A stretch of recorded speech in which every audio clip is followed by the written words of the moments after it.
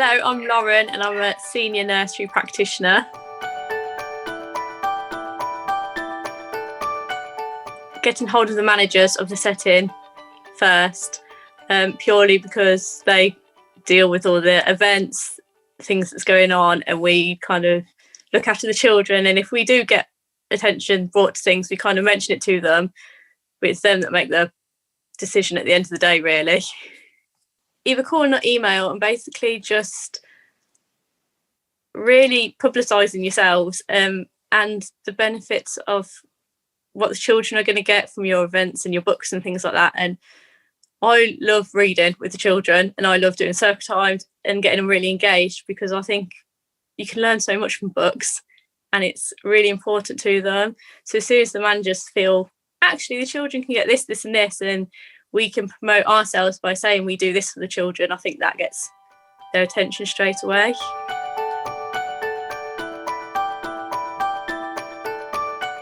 To be able to build a partnership with parents around books, I know at a previous setting I did, we were really lucky and we had so many books. We set up like a little library where the parents can take it home and then they come in and share their story with us. And especially with COVID at the moment, we don't get the parents into the setting as much, and we can't send things home, so they're not taking our books home and things like that. But it's being able to share a story with children at nursery and being able to share it with parents at home as well. Book fairs and especially sponsored reading events are great because it really encourages, actually, we will join in, we will read a book at home. And so, I mean, I know parents work hard and it's hard to juggle work and parenting and your work-life balance and things like that. So to actually be handed books instead and saying, if you can read this and get sponsors, that encouragement.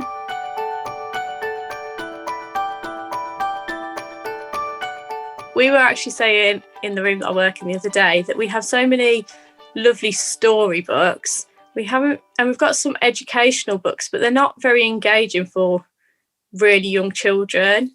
And it was as a little boy came in said that he was watching Planets on the telly last night. We're like, actually, there's no engaging educational books for the children of such a young age. So anything like that, I think, would be perfect for them.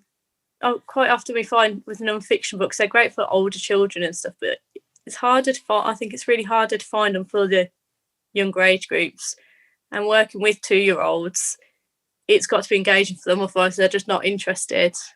So we have books at the moment with flaps and touchy-feely bits, and sometimes it's nice to sit in a small group and do it with a small group rather than a whole class circle time. So it gives that opportunity to have a more focused activity with certain children, if it's the lifted flaps and touchy-feely and things like that, that's going to engage them more.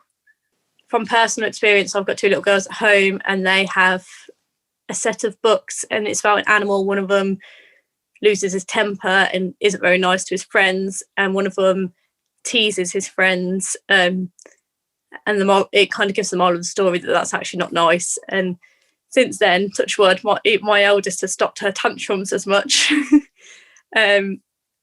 And things like potty training books, I've always found in settings really help and encourage children, because they can relate. You can relate to the character rather than just, you've got to go use the potty now. It's Pirate Pete likes his potty.